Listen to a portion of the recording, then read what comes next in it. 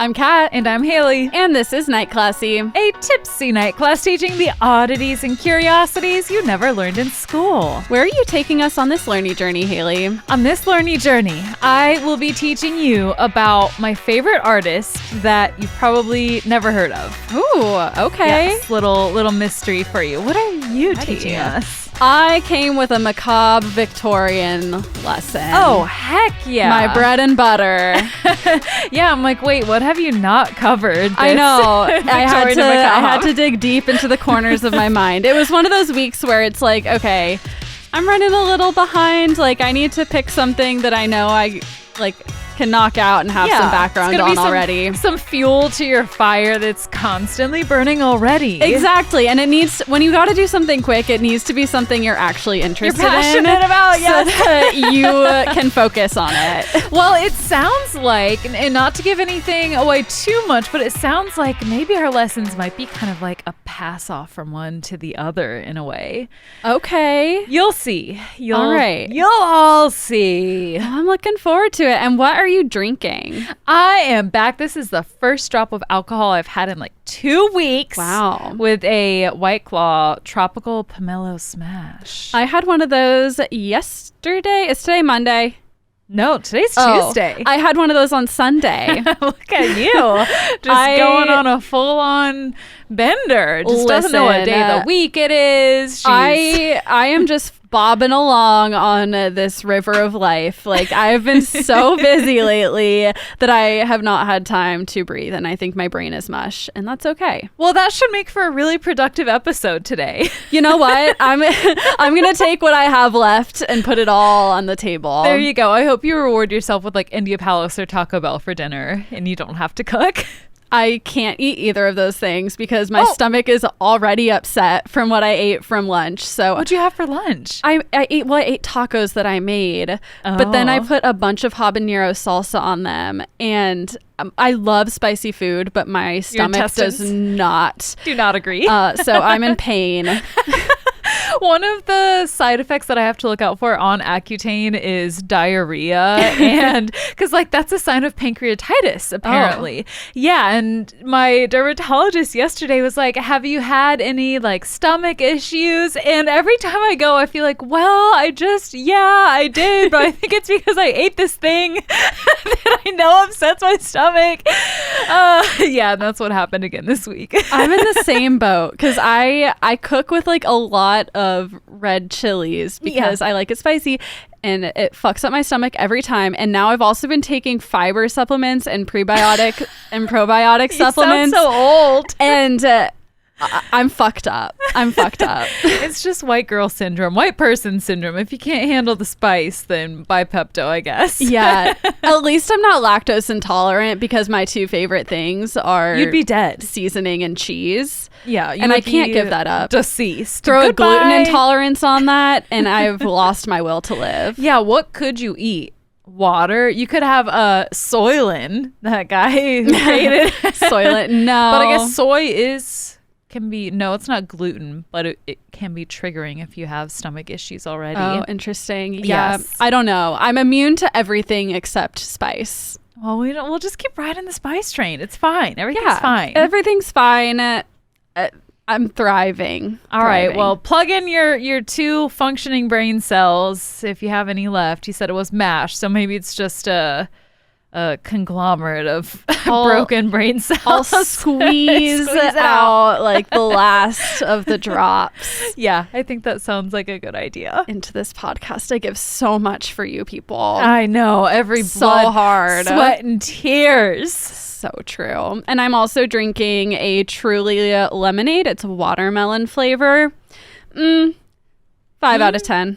Oh, I thought you were gonna say 5 out of 5. No. It's like, wow, you really gave me a surprise. I gave the Truly lemonade a try, but I really prefer the Simply Spiked. It's far superior. Well, I'll have to try it again. I don't know. I just always go to White Claw, and these I've had for a long time. They've since just been last summer. You. Seriously? Since last summer, because the tote bag that I used to use for all this research and my laptop and bringing it to the podcast, I hadn't been using. So they had just been sitting in my closet in that tote bag. And then I rediscovered them a couple weeks ago. And I was like, well, I'll just wait till it's like summer. Mm-hmm. And 100 degrees today says it's summer, bitch. Yeah, that's also why I bought these Trulies, is because it was like a summer day. And, you're like, I can't drink water on this in this heat. Or wine. That's usually what I wine. drink. You can't drink wine when it's 96 degrees out. And we are not rosé girls. Do not message us about rosé. I can do a rosé. Oh, especially I'm not a sparkling girl. Rosé. Yeah. Perhaps, perchance. But red wine all the way, and we're transition now into our seltzer season. We are. Yeah, I bought these seltzers after spending all day bringing children around the zoo in 96 degree weather. Oof. So that was an experience. Is that what you did today? No, on yesterday? on the weekend. You had kids? Oh, that's what you did for Saturday school? Yeah. Oh my God.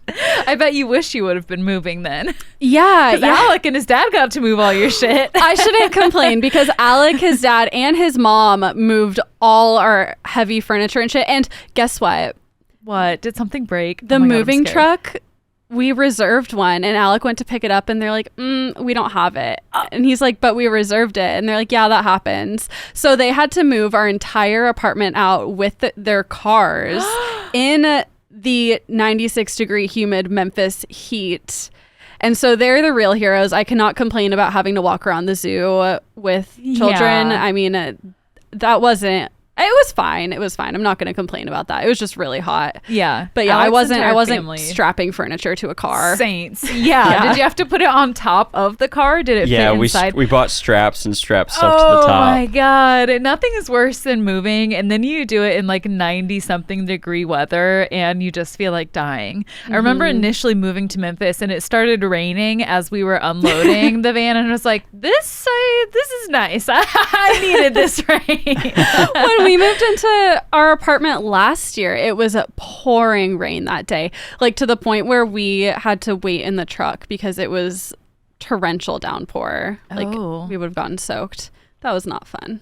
Sorry. I'm sure this wasn't fun either. I don't know. I wasn't part of it. Yeah, you got to be at the zoo and see the animals. So there's that. Yeah, there's that. But yeah, we're all moved into the new place. No signs of a haunting yet, but I'll keep my eyes peeled. Maybe we can make a haunting happen. Maybe we... Without committing a crime?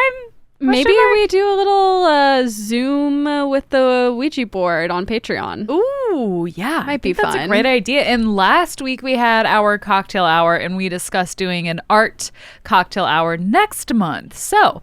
I guess stay tuned for that. I forgot about the art cocktail hour. Supplies. I'm looking forward to it already.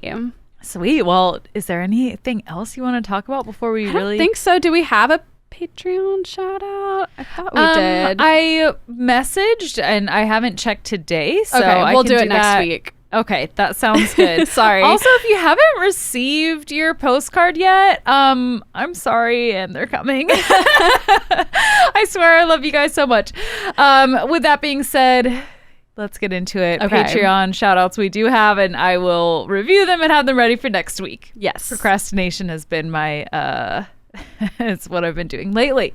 We're trying our best, you guys. We are. Life is hard. We really are. I know it doesn't you seem guys like understand. it ever. I swear we are. All right. Well, let's get into my lesson. Vasily Kandinsky was born in 1866 and died in 1944. He inspired a new creative wave called abstract art. His pieces Cacophonous Composition 7 and Celestial Several Circles from 1926 brought a style to the table that the public had never seen before. I do have pictures of these on my slides, and it's just abstract art, people. Whatever you're picturing, I'm sure that is it. Yep, it is swirls of shapes and colors. Yes, precisely. There are shapes. In the 1930s, Kandinsky said that one of his watercolors from 1910 was, quote, the world's first ever abstract picture because back then not one single painter was painting in an abstract style, a historic painting, in other words. So very modest. The world accepted this reality because it's true. They had never seen anything else in this abstract style before they saw Kandinsky's work. But that's only because spiritualist, writer, artist, and medium psychic Hilma af Klint kept her art from almost everyone her entire life. And even after she died, she specifically requested that it not be shown to anyone until at least 20 years after her death. Why? Well, I don't know why. I think the part of it is drama? because she didn't think people were ready. Okay. And she truly was the OG abstract artist. And she had been doing it under this shroud of like secrecy for years before Kandinsky. Why? We will definitely get more into it. The reasons like that she was inspired by to create her art. It was before the spiritualist movement as we know it. So she was definitely kind of out there. Trendsetter. Yeah. Hilma af Klint was born in Karlberg Palace in Solna, Sweden on October 26th, 1862. She was almost the baby of the family, but then her parents went on to have one more child, bringing their total to 5 children. The palace was a part of the naval base where her dad was stationed. Matilda and Victor af Klint were her parents, both Protestants. Her dad was a mathematician and admiral in the Swedish Navy. And the family spent most of their time at this palace, but in the summers they would move to their summer home in Adelo, where Hilma's love and true fascination for nature and all things organic began. The family then moved to Stockholm in 1872. Here, Hilma went to the General School for Girls, and in 1880, she went to the Technical School where she studied classical portraiture. At this point, Hilma is now in her late teens, and she's starting to get to know herself and come into who she is and who she becomes. She became a vegetarian, wore black most of the time, and spread her interest to include all things spiritual and occult. Can you imagine being a vegetarian? When is this? This is in the 1880s. Yeah, can you imagine? What do you eat? Green bread beans? dipped in milk? Ew. And like turnips?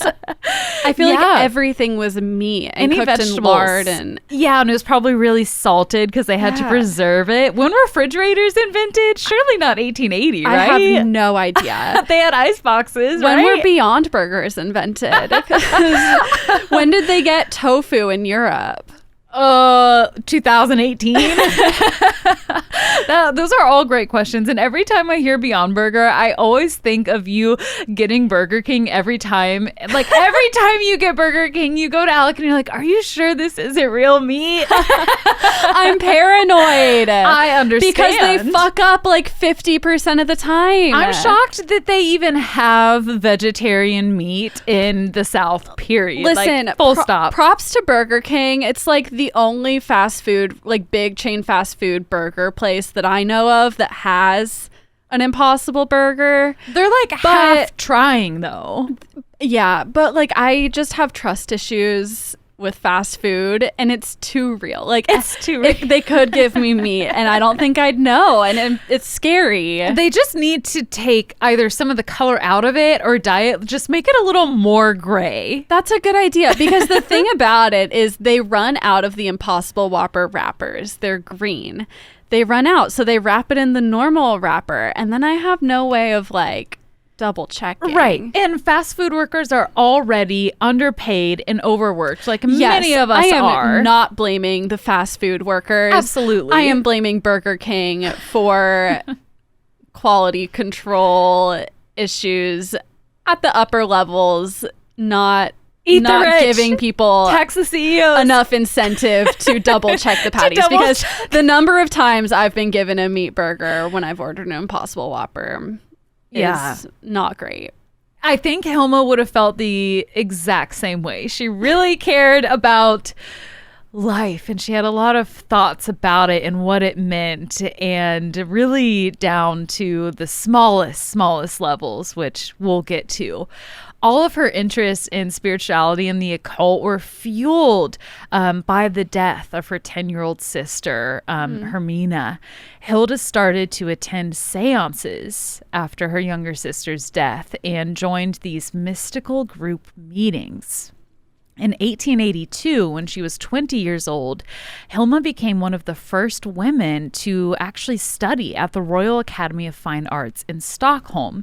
She spent 5 years there, graduated with honors, and was even offered her own studio on the campus. And she made a good living from her portraits and landscapes, which I have a picture of. Not that side, but this one. This is what a lot of her early work looked like. It's a really pretty landscape. I would hang that in my house. I would too. And it's beautiful, but also it looks like something you could just pick up at Goodwill. Like, if I saw that at Goodwill, I'd be pretty excited. It's beautiful. It's like a sunset over a wheat field. But it's a landscape. Yeah. It's like what everyone was doing at the time, landscapes and portraits. Mm-hmm. But it's great that she was able to make a living from this. It wasn't uncommon in Sweden for women not only to be admitted to schools, but also be able to support themselves from their art. But it was uncommon for women to outshine the men in the way that she kind of started to do early in her career. In 1889, the Swedish Theosophical Society was founded in Stockholm. Founded in the home of writer Victor Rydberg, Hilma joined shortly after it was founded, and Theosophy's foundation is based on, quote, the idea of universal brotherhood of humanity, without the distinction of race, creed, sex, caste, or color.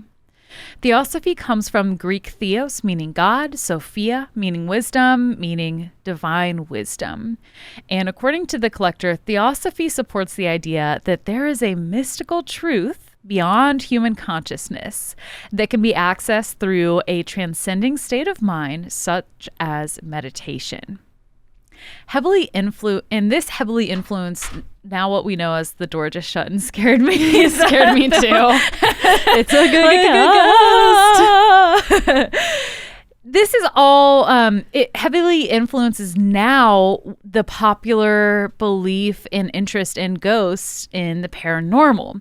Members were interested in studying religion, philosophy, and science, and the investigation of the unexplained laws of nature and the powers latent in man. Their teachings also represent the thought that humans have 7 stages of consciousness and that the spirit gets reincarnated. So they're obviously borrowing from a lot of other philosophies and religions and kind of making it, reworking it a bit. I did write down the they're fragments of the occult truth, and there's 7 different stages. Do you want to hear them? Yeah, okay, why not? So the first one is the physical body. It says composed wholly of matter in its grossest and most tangible form. True. So this is your base level. You get a body. And then the second one is the vital principle, an indestructible form of force. When disconnected from one set of atoms, it is immediately attracted by others. And a lot of these just, to me, give you something to think about. I don't know exactly what they all mean. Yeah, who knows what that means, but it's provocative. Or how they were interpreted. To me, it almost means like when you let go of one atom, other things come, like the flow of energy is almost what it means to me. That's what I'm thinking too. Like when your life force leaves your body, you're reincarnated into another physical thing. It goes somewhere else. It doesn't just disappear.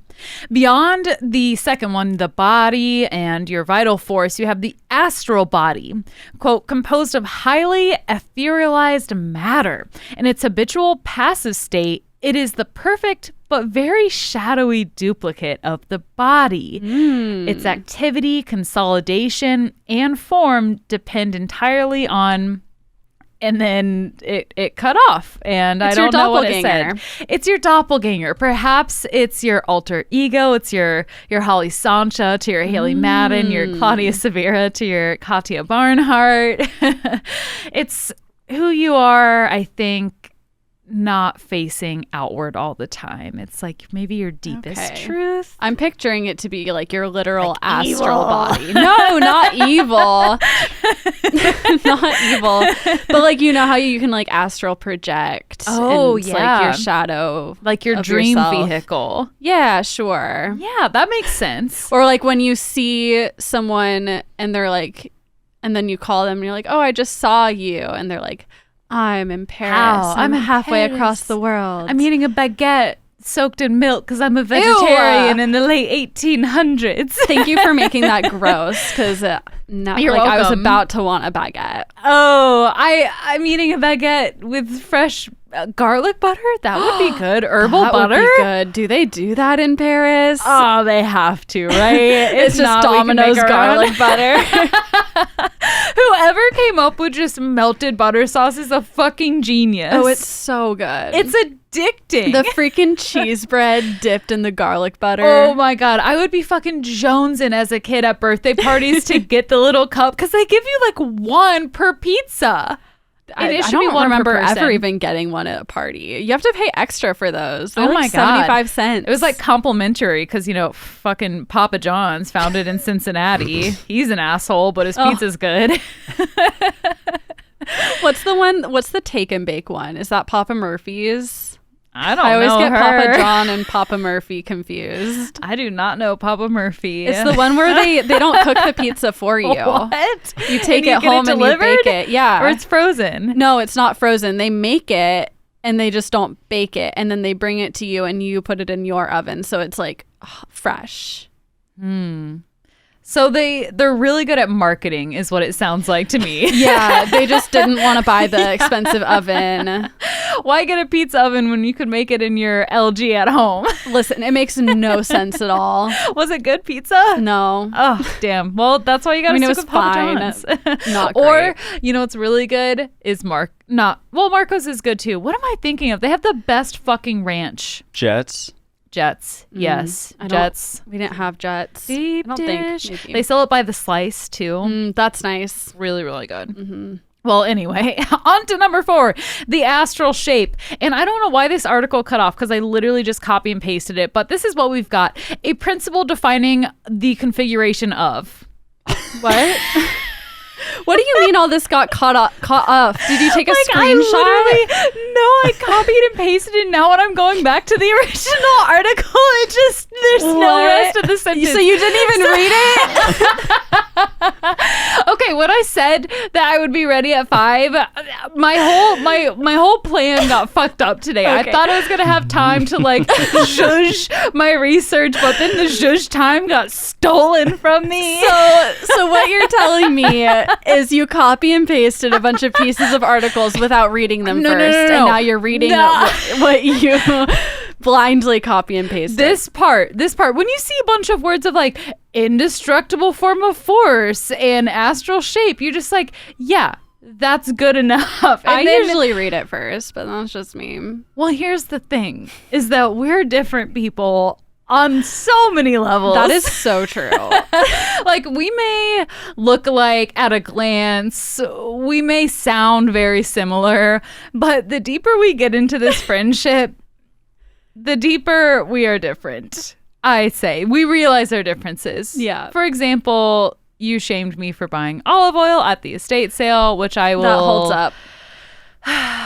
That's like buying half-used body wash from Goodwill.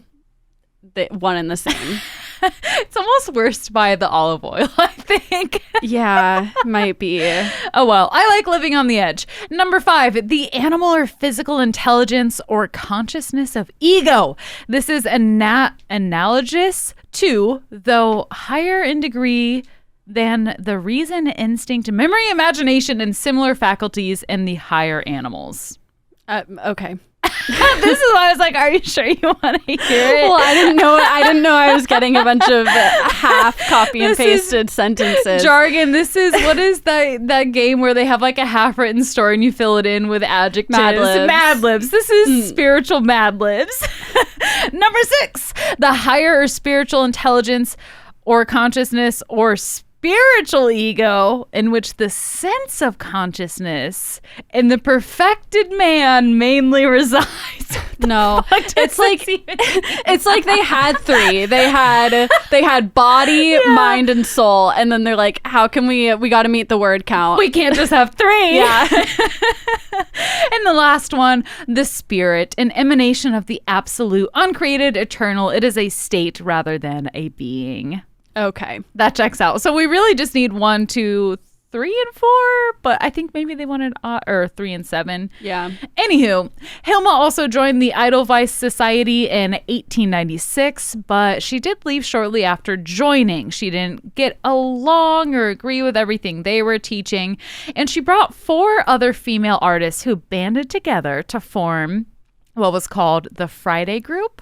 They also called themselves the Five or Des Femmes. Cute. Every Friday, the women met for spiritual meetings, studies of the New Testament, meditation, and seances. Okay, this is just making me think, have you been getting like mouse talk videos about getting some guinea about pigs. that girl? No, about that girl who knew like these roommates in college that would eat like Petco mice.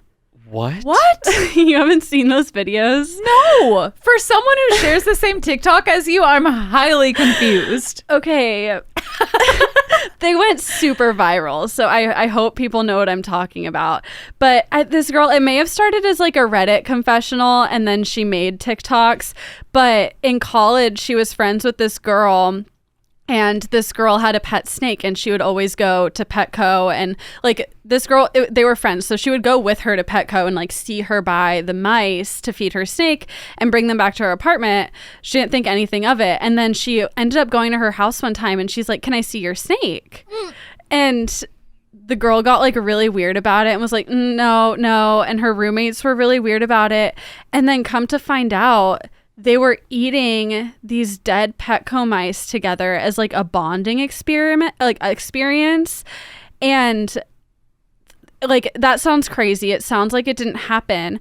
But now like other people are making videos like corroborating this story. Like, I went to that same college, graduated at the same time. Like, here's my degree. I can prove it. Like, I witnessed this as well. And it was this is what they did. Specific girls. It wasn't like it was like a fad. No, it was like these 4 girls that lived in a house together. What the And they would fuck? sit in a circle and like take bites of a raw mouse. Oh. Oh no. Yeah. Raw. Yeah, they didn't cook it. How many times did this happen? I think a lot. What in the world? Because she talked about how like they'd be like walking to class together all the time, and she'd like have to stop at Petco every now and then to get a mouse. What? How does that even start? Because I don't know. I have Mental so many illness. questions. Mental illness. Somebody was really charismatic and had an interest in eating mice and convinced Yeah, one their of them friends. was a cult leader. That's the only explanation. There's going to be an awesome documentary about this in like 15 years. Oh, I hope so. I do too. Jeez, that's something else. Yeah. These 5 women were not doing that. But perhaps one of them could have been a cult leader. Sigrid Hedman, she was a medium who led the group in automatic writing. From Guggenheim.org, quote, in trance-like states, the women transcribed messages from these beings who identified themselves as Amalil, Ananda, Clemens, Esther, George, and Gregor. And this was decades before the surrealists would begin using automatic writing and drawing to get their ideas onto paper. These automatic drawings allowed Hilma to develop her own visual language, attributing her pieces to an external spirit and not her own conscious mind. I have some of her doodles in the next slide. Oh, they're not pretty. That one. Oh. That I don't know why. There we go. Okay, that looks more like a doodle. Yeah, that is doodle energy. Big, margins of your notebook paper. Yeah, she had so many fucking notebooks. And unlike me, somebody discovered them, and I'm sure she wasn't rolling in her grave of embarrassment. So those are her notebooks. The Friday group were able to contact and form relationships with spiritual beings. They called them the High Masters. The High Masters would send messages through a psychograph, which could take down spirit writings. Detailed notes were always taken during the seances, and this is when we start to see a shift in Hilma's art. She moved home to be with her mom after her dad died, and in 1904, her art really starts taking a turn. During a seance, Hilma said she heard a voice telling her to make paintings on an astral plane in order to proclaim a new philosophy of life. In 1904, she's 43 years old and noted the voice of Amalil, one of her high masters that she was apparently in regular contact with. They gave her this message, and they said that you are to proclaim a new philosophy of life, and you are to be a part of the new kingdom. Your labors will bear fruit. So Hilma goes to her Friday group with this message, and she's like, what do you guys think this means? What should I do? The other women in the five strongly urge Hilda, do not take on this project, do not interact anymore. They worried that it would drive her mad. Why? All it said was make art. Yeah. They're worried that's what she's already doing. She's gonna go insane. I mean, they're like, okay, they are all talking to how many spiritual beings? Like seven? Like seven? Seven. Oh. No. They're all sitting here having conversations with like it. Maybe they weren't. We shouldn't be worrying. Maybe they were all lying. Doing some art is going to make her insane at this point. They're all lying. She comes to them with this grand, beautifully thought out message, and they're like, okay, it's gone too far. Maybe they were just jealous of how good she was at making art. Wow, maybe they were. They wanted to stomp down her fire. They did say, they're like, this obviously has a very strong spiritual energy. We don't think that you should pursue it. Oh. So it's not their whole thing. Pursuing spiritual energy. It seems energy. like they would dive in. Like, why draw the line? Right. Hilma did not heed this advice, though. She started painting the paintings for the temple that had a variety of themes. And what's really neat to me is how her process changed. At the end of all of this, Hilma would go on to create 193 works over the course of 9 years for the paintings for the temple. And at first, she said the paintings were painted directly through me, that she never knew what the paintings were supposed to be. She just painted how the High Masters told her to. But the High Master's influence over the paintings faded over time. A few years into the project, Hilma said it wasn't so much as like she was being possessed, not her words, but mine, but that she imagined the High Masters were always there by her side, kind of overlooking her work. So now she wants to take credit. Exactly. Towards the end of Paintings for the Temple, Hilma said that she was receiving and interpreting messages from the High Masters and putting them into her art. So the next slide, I have just 3 of the paintings from Paintings for the Temple. They're pretty. They're like abstract pyramids with a sun over them. Mm-hmm. One of the pyramids is inverted. Yeah, the one on the very far left that has like the rainbow. I have that one hanging up in my cubicle at work. That's one of my favorites by her. It's very pretty. She's very into geometric and color, which I am as well. I've realized that I just love geometric art. A lot of straight lines and then a lot of circles as well. The thing is, though, is as beautiful as they are, Hilma purposefully kept these paintings secret, only showing them to her very, very close, small group of friends. Rudolf Steiner of the Theosophical Society visited Hilma and saw some of this early work. And his feedback was not good. He said he couldn't understand them and doubted anyone ever could or would in the next 50 years. Okay, at least sometime in the future, someone would understand it. He's giving it a deadline. Give it half a century. It'll still be in your lifetime, maybe. He's definitely jealous, though. He's a jelly belly. Hilma's following 4 years were spent caring for her mother, who had gone blind at this point, and she kind of put down her art. She started studying. She's blind! She can't see it! No, her mom is blind. Yeah, her mom is putting down her art, right? No, a guy I was like, that is so rude. she can't even see it. It's spiritual art. You don't need to see it. You just feel it. That's so true. The High Master telepathically imprinted in her brain what it looks like. I wonder if there's people won't get it for 50 years. Like, Mom, you can't even see it. She's like, I don't need to see it. It's exactly. So Hilma's mom is blind, can't see the art, but doesn't matter because Hilma is no longer creating art. For 4 years, she studies philosophy. And also this guy who put down her art, she asked him to be her teacher and he refused, noting that she had already found a teacher in the spirits. Okay. So he's like what giving big bitch. Yeah. He's being just rude. Some think that it was this interaction that led Hilma to start to take more ownership over her work. Some think that this is a trend that happens with medium women at the time when they start to gain respect. They move away from the spirit and start taking credit themselves. So it's all up to your opinion. Maybe it's a little bit of both. Maybe it's something else.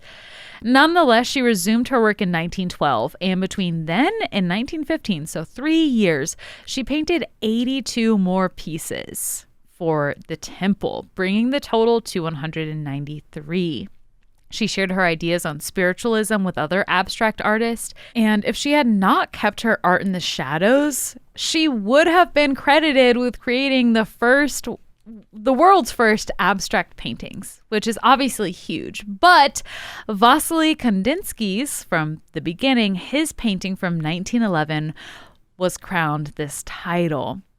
Now, in modern day, she's recognized as the pioneer of abstract art. Her first piece is the Primordial Chaos No. 2 from 1906, which predates Kandinsky's by 5 years. And I actually didn't include that in my slides. I see you queuing it up, Alec. So her early landscape pieces do go on to be exhibited while she's still alive. She donated a lot of them, but she still felt that the world wasn't ready for her abstract art. She continued to develop her art through spiritual experiences, and the Atoms series is about the world beyond what we can observe. And this sounds really fathomable to us today, but she was creating this art about atoms at a time when scientists were still in the process of discovering X-rays, sound waves, atoms, and subatomic particles. She wanted to create this visual equivalent of what we cannot see yet with our naked eyes. Oh, cool. And although it wasn't accessible to everyone and not all of this was obviously fully fleshed out, these scientific discoveries, she was creating art about it. She went on to create pieces on world religions through the viewpoint of how religions tend to separate and categorize things into good and evil, order and chaos, which was really different from her views and beliefs in unity. On the next slide, we'll see a representation of this. We see the circle, which for her represents unity, but we see the crosses that are kind of in and kind of out of this circle, and one in the middle, and these circles on the outside never really lining up with each other. And it's like the Oprah O on the right. Oh my God, it is. It's the exact one. Hilma af Klint came up with everything, and you can't convince me otherwise. So we see a lot of repetitive imagery in her art. In her very first notebook drawings that I showed you, we see the spiral. It's also called the snail. This represents development or evolution. She also uses blues and yellows and purples to represent feminine and masculine energies, as well as both when it's purple. She has ones that stand for spirit and all of that good stuff. But she did move away from geometric pieces and started with watercolor. She donated a ton of her natural pieces that have disappeared over time. We haven't been able to find them. So perhaps it's out there. Maybe something happened to them. And one of her last pieces, which is really starkly different from what I think she's famous for, was in 1932. She painted a map of Great Britain which doesn't look at all like a map. I'll show it to you on the next slide. But people think that it alluded to World War II. In the bottom right-hand corner, you can see a pale face blowing fire onto Britain. And they're like, oh, she's psychic. Maybe she was foretelling the Blitz in 1940. No. No, she was not. That's the lore around that painting. Okay. Unfortunately, in 1944, Hilma af Klint died after being involved in a tragic car accident, leaving behind over 1,200 pieces of art.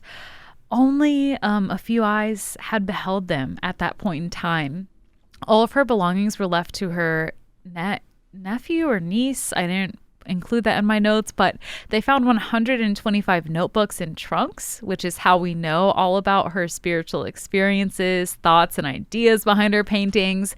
In one of her notebooks, she wrote that her work was not to be displayed until at least 20 years after her death. Maybe she was like, that'll be 50 years from the time that one guy said. I hate that she listened to him. I know.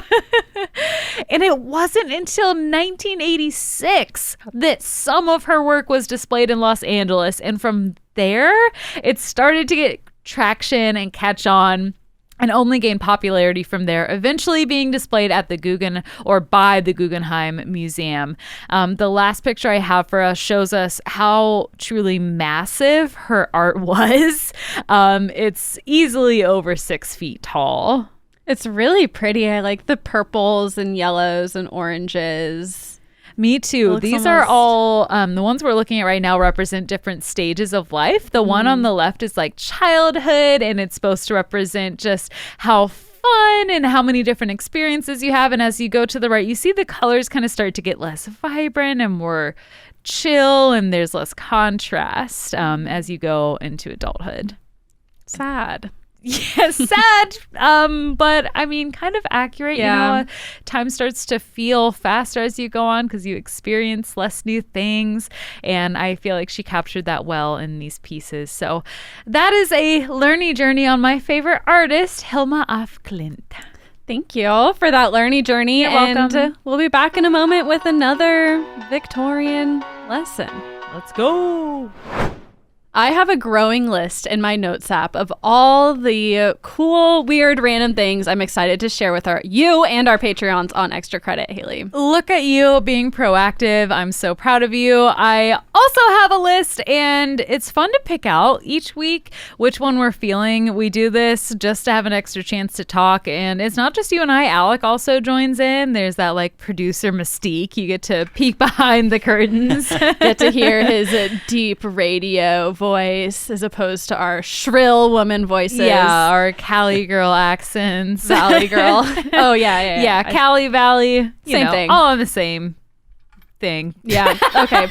Sorry.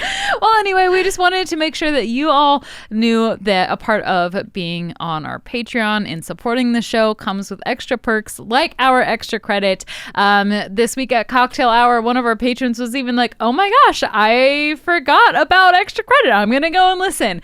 So if that's you, then this is your reminder. And if it's not you, then you can easily go sign up at patreon.com/nightclassy. It's the best for people who are socially awkward and need something to say at parties. You'll get all these random fun facts. A lot of animal facts too. So if you're an animal person, lots of animal facts. That is the place to be. It really is. So like Hayley said, you can go to patreon.com/nightclassy. You will get all kinds of Patreon perks, including extra credit, and you will support the show. Bye. Bye.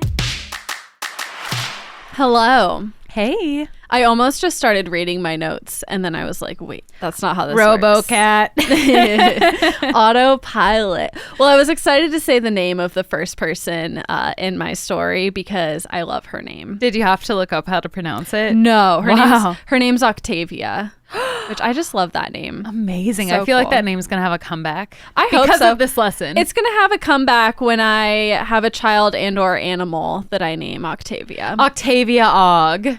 That is cute, actually. That is. I like it. There's like a line that you have to play when you go with names that are kind of alliterative.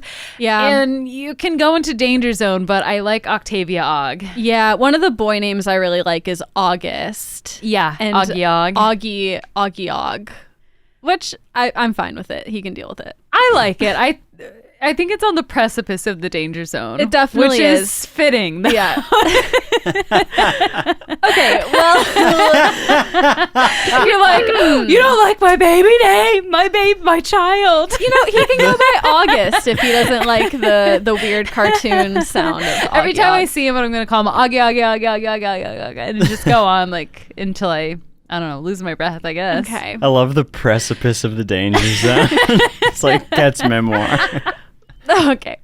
All right. Shut up. I'm trying to speak. Kentucky woman Octavia Smith Hatcher gave birth to her son, Augie Og, just kidding, his name's Jacob, on January 4th, Capricorn, 1891. Being the 1800s, lots of infants died soon after birth, and sadly, Jacob was one of them. Losing her son sent Octavia into a severe depression, as it would. Her depression was so bad she never really got out of bed. She became bedridden. She's just being hysterical. That's right. She's a crazy woman. It's her time of the month and flows in town. We just need to give her some milk of the poppy and put her in an insane asylum. Yeah. She'll be good. She'll be good. That bitch some opium ASAP. She needs it. She kind of wasted away in bed until one day she became mostly unresponsive. And this goes on for months until she eventually becomes completely comatose. Time goes on and doctors one day no longer detect any vital signs, and she was pronounced dead on May 2nd of that year. Oh my God. Yeah. Octavia was buried in the Pikeville Cemetery, and it seemed like she died of a broken heart. That's what I was going to say. Yeah. But then you're like, no, she starved. Maybe that too. It sounds like I think she was she was alive, until she was dead, obviously.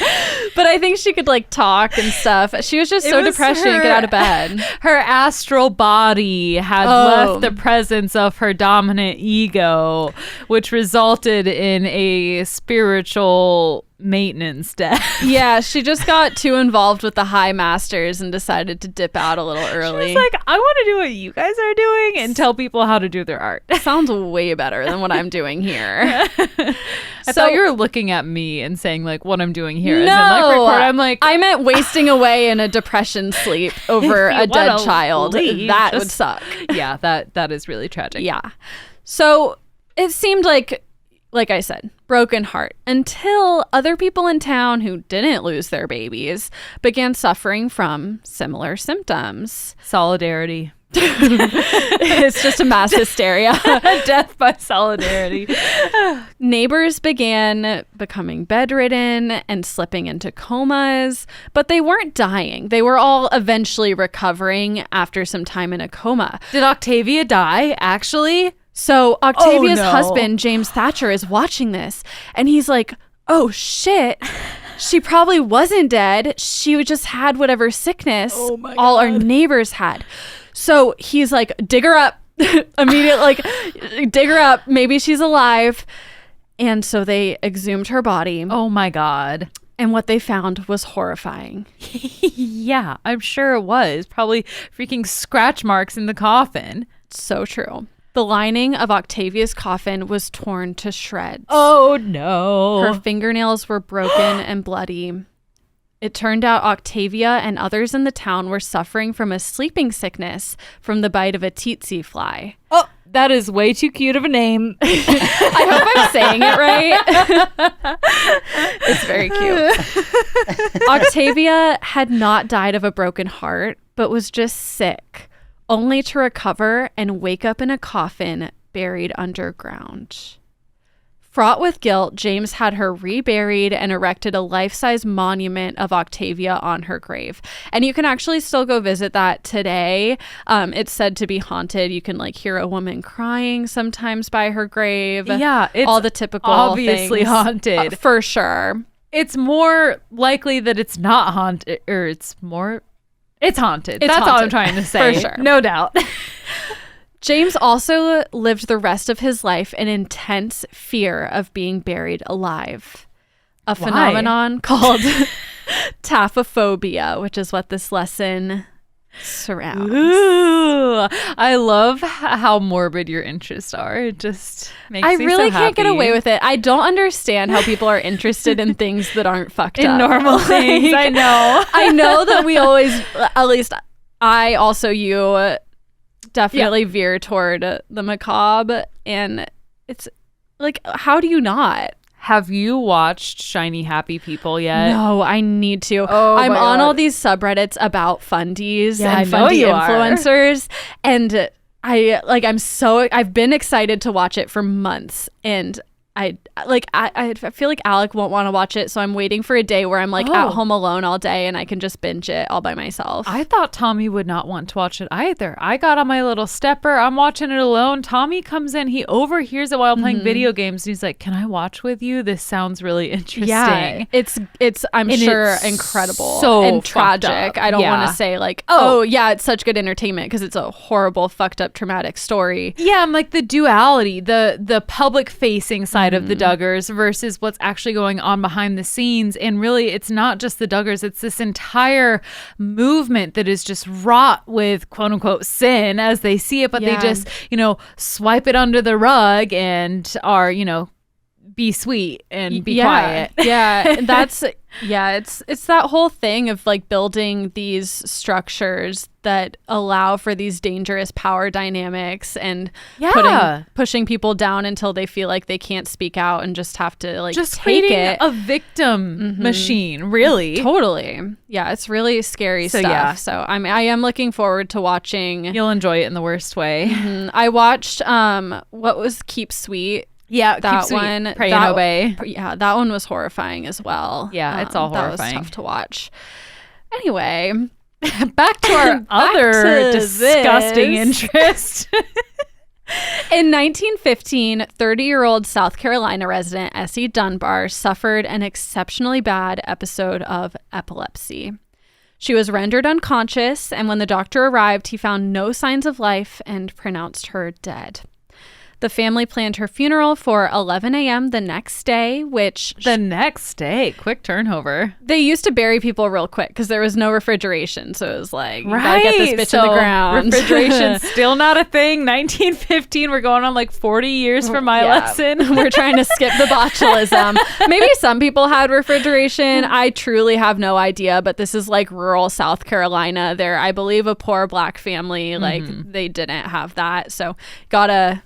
get her in the ground so that she stays cute for her funeral. We want her looking good.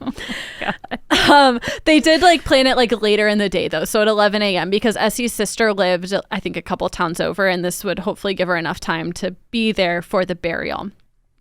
3 preachers conducted the service, and by the time they were done, Essie's sister still had not arrived. And like I said, it's summer in South Carolina. It's hot.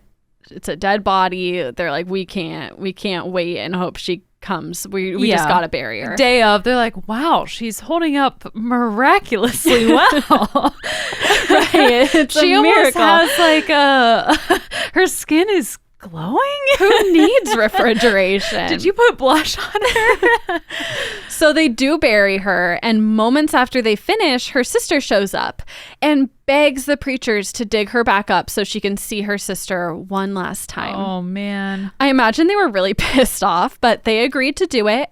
They dig her up, unscrew the coffin. All the funeral guests are still here, by the way, watching this. And when the lid was lifted, Essie sits up and smiles. No fucking way. She's probably fucking thrilled that they dug her up. And the people who dug her up were so shocked they fell into the coffin or the hole. I don't know which one. And then they were trying to scramble out because they were so scared. And one of them broke 3 ribs in that process because he got trampled.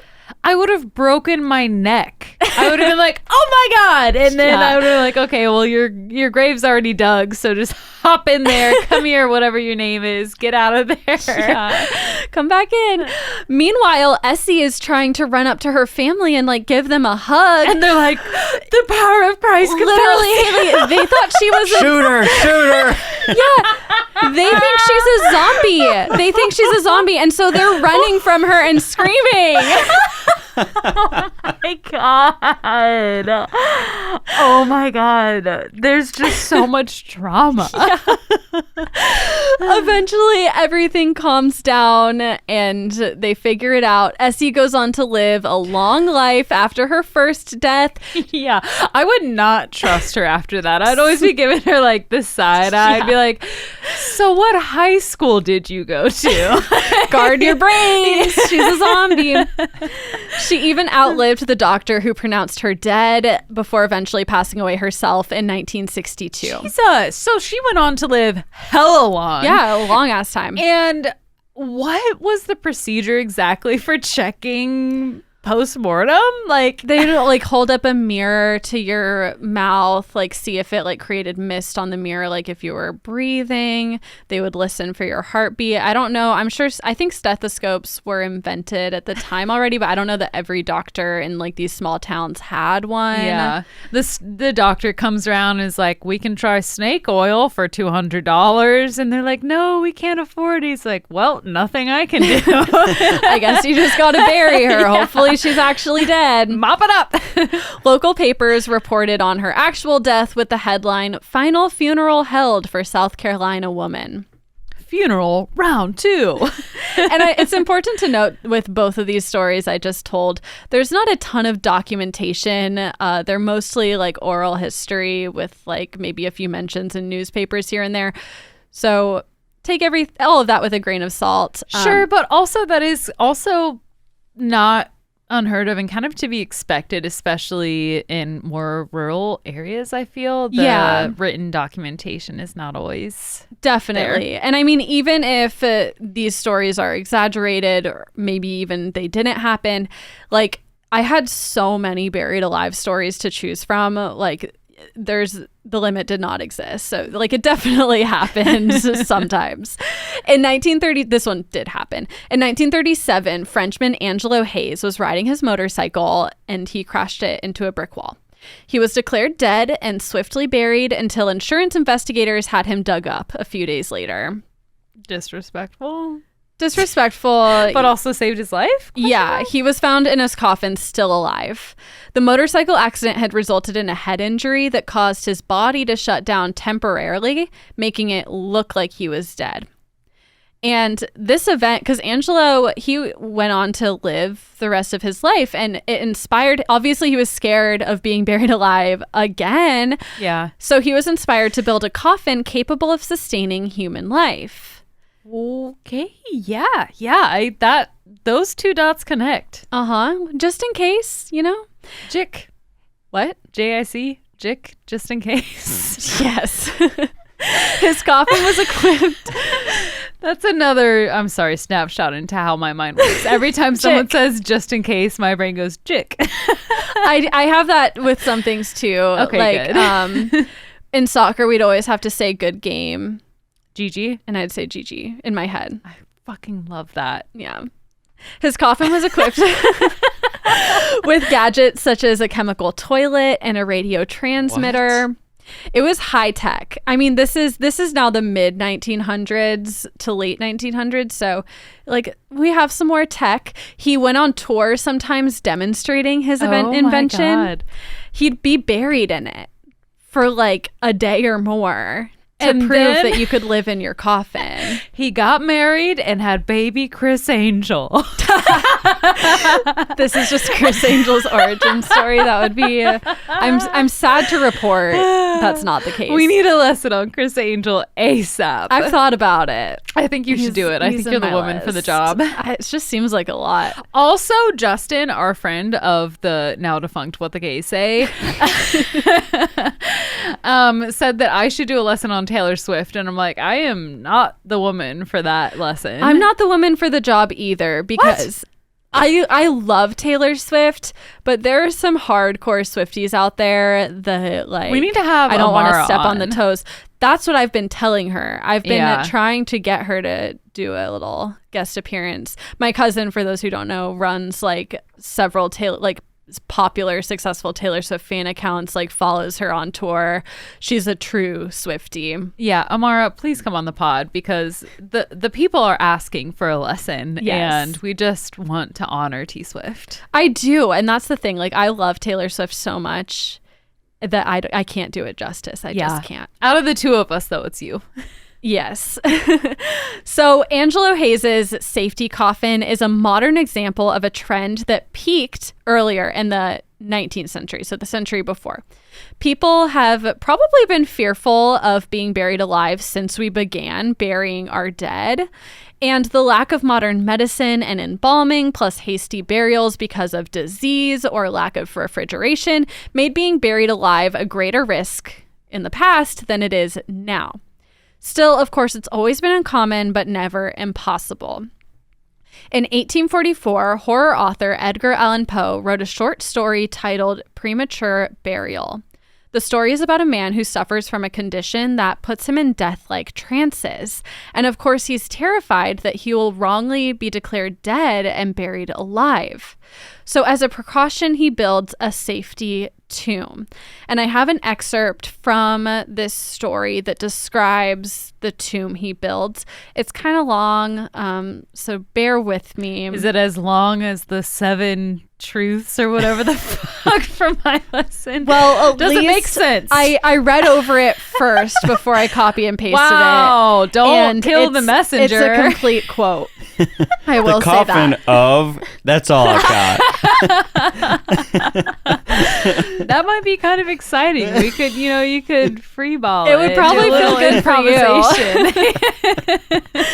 Okay, quote, the slightest pressure upon a long lever that extended far into the tomb would cause the iron portal to fly back. There were arrangements also for the free admission of air and light and convenient receptacles for food and water within immediate reach of the coffin intended for my reception. This coffin was warmly and softly padded and was provided with a lid fashioned upon the principle of the vault door, with the addition of springs so contrived that the feeblest movement of the body would be sufficient to set it at liberty. Besides all this, there was suspended from the roof of the tomb a large bell, the rope of which it was designed should extend through the hole in the coffin and so be fastened to one of the hands of the corpse. So there are a lot of mechanisms in place to save you if you were alive in there. Yeah, it's like a bachelor pad. And the release of this story seems to have inspired the trend of safety coffins or alarm coffins that became all the rage in the latter half of the 19th century. One of the earliest American safety coffins was patented in 1868. And I have a picture of it here. I have a slideshow with all these safety coffins from Vox.com. So this first one is an L shape, and the upper part of the L is above ground. That way oxygen can get in if you woke up. And also it's wide enough that you could climb up and out of it if you so happen to wake up. And they would bury it with this top above ground and not fill in the soil all the way because it's not super tall. So they wouldn't like completely bury you. And in a week, if nobody climbed out, then they'd fully bury it. Yeah, just give it time. Right. Which I don't understand why not just like not Let it bury marinate. them. I don't know. I guess so that you're underground and not The stinking it up. disease, yeah. True. In 1885, a patent had a similar idea, and that's going to be on the next slide, with a tube that went from the deceased's face and through the ground. And if you woke up, you could pull a string. The string would open a hatch to allow airflow, and it would also ring a bell to notify people that you're alive. So you can't climb out of this one, but you can breathe and ring the bell. Jesus, you almost need to go through training to learn how to open up the hatch so that you can breathe, and then to stay calm, and then to ring the bell. I was thinking that too. It's like you can't just bury someone in one of these that wasn't expecting it, because they wouldn't know what to do. Yeah, it's almost more scary, I would think, to wake up in a coffin and have like a rope attached to your hand and have all the shit in your face. This is hopefully, I mean, I'm sure only rich people could have these. And I feel like when you're rich, you like buy a burial plot and maybe sometimes pick out your coffin, especially back then before you're actually dead. Get your save the dates in order for your funeral. Exactly. So maybe have a little funeral shower. But maybe they knew about this. Reads, I'm dead. I'm dead. I miss What the Gays Say podcast. Me too. So there was also a way that you could lower a lantern down the tube so that if the bell goes off, they can see you and double check that you're actually dead, because corpses do move around a little bit as they decompose. Yeah, they like open it up. They're like, be for fucking real. An 1894 coffin on the next slide contained a device that released a flag when pressed to signal that you're alive. Is that thing in its mouth? So the thing in its mouth is a tube that you can suck air through while you wait for someone to see your flag. Erotic. Then on the next slide, I have a coffin with a window. This was patented in 1899. And I think with this one, it's meant either for, like, you know how sometimes people are buried like in the walls of a church or in, you know, like a mausoleum? Yeah, like in a mausoleum. Okay. Yeah. Or maybe it's meant to be used before you're actually buried, because it's literally just a coffin with a window. And this is so that the living could see in and like double check you're actually dead. And in theory, if you woke up, you'd sit up really fast and you'd break the glass with your head. And then you'd be able to get welcome out. Back to life. Yeah. Bitch. Surprise, bitch. Some people worried about the nasty smells they'd have to smell if they woke up in a coffin. So, well, that's like the least of your worries, I'd say. That's what I think too. But people were concerned. I get it. You don't want to. I mean, the body excretes all kinds of stuff when you die. There's only so much trauma one can go through. Yeah, you want to minimize the smells for sure. Just make your experience a little more comfortable. So this is a lamp. It was invented in 1899, and what it does is it burns disinfectant in your coffin. Wait, what year? 1899.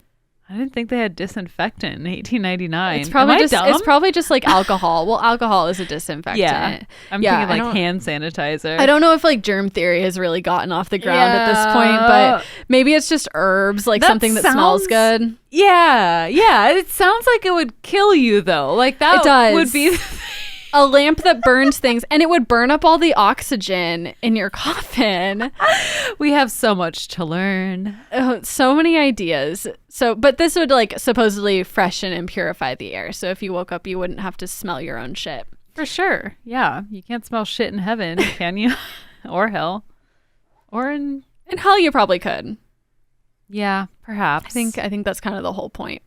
In 1904, the whole point is bad smells, okay? Yeah.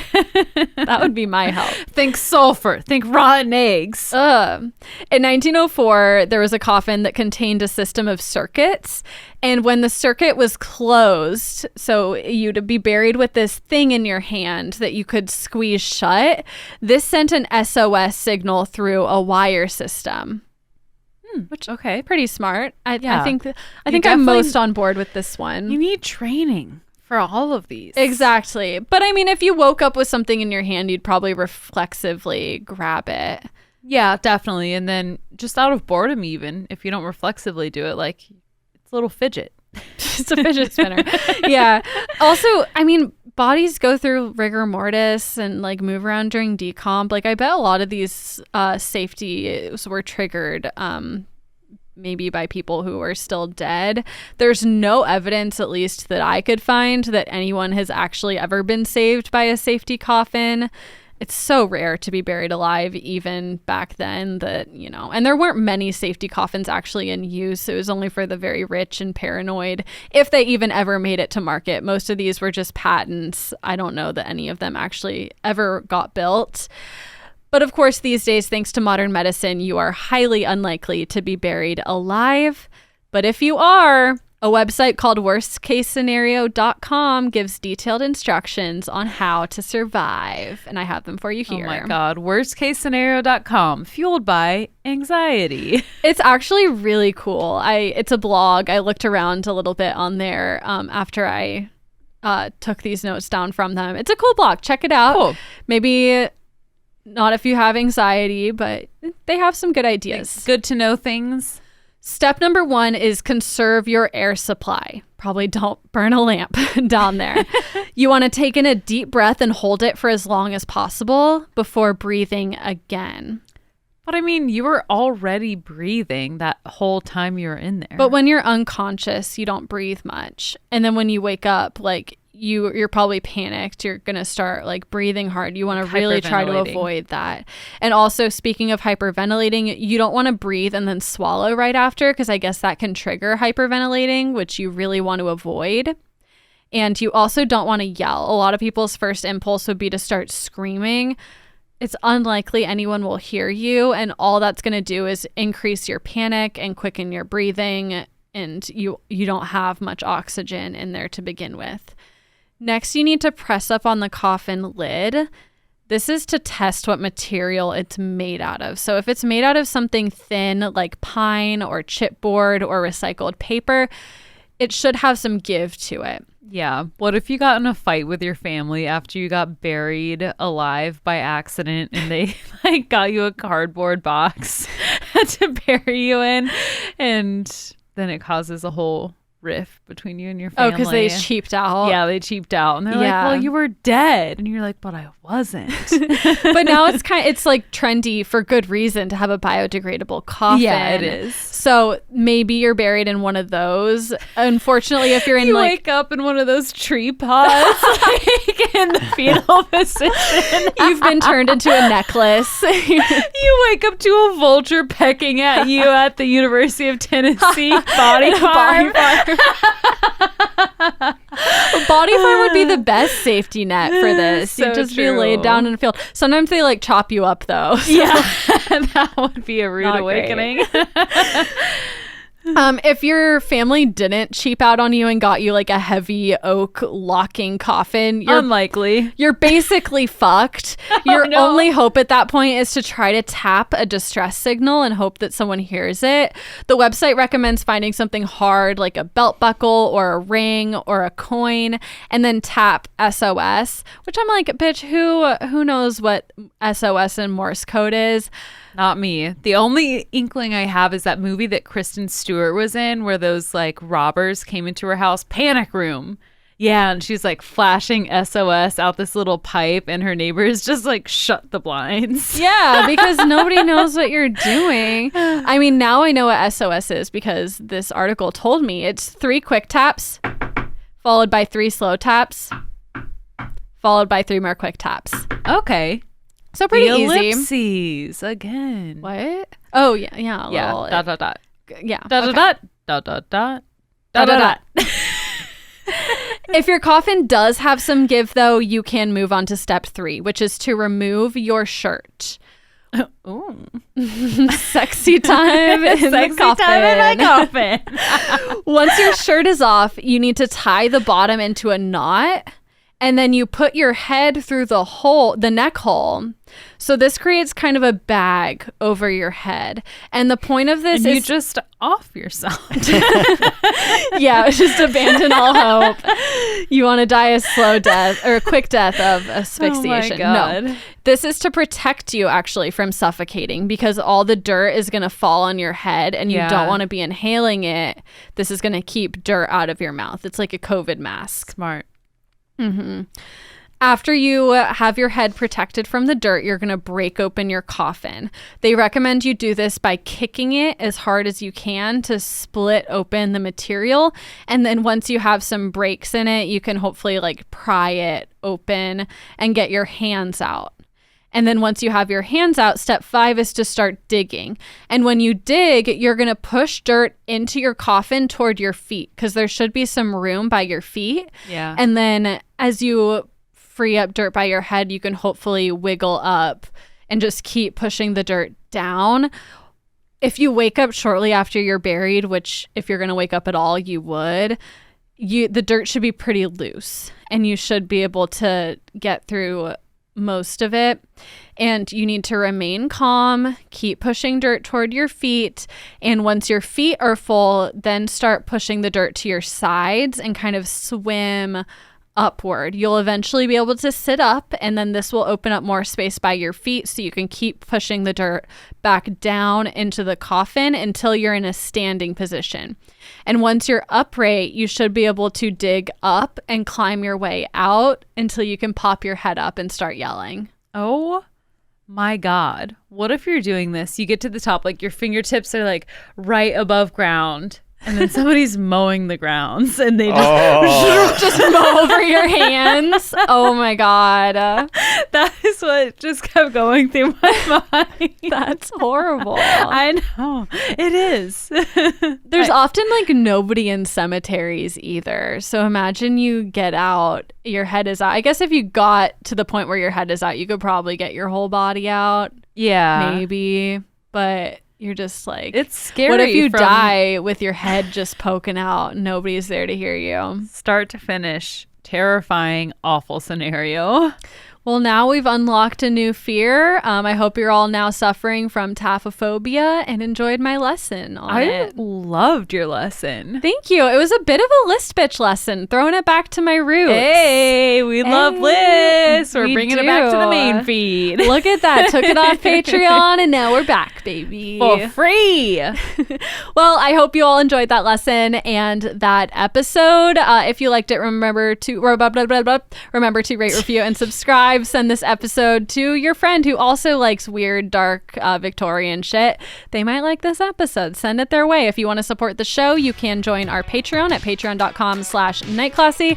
Not only will you support us because this podcast is not free to make, we have people that help us that we need to pay. We're in debt. Just kidding. No, we're not in debt, but it's not free. So any support really does go a long way. And you'll get extra content. So we love our supporters, we love our listeners, and we will see you next week. 3, 2, 1. Class dismissed.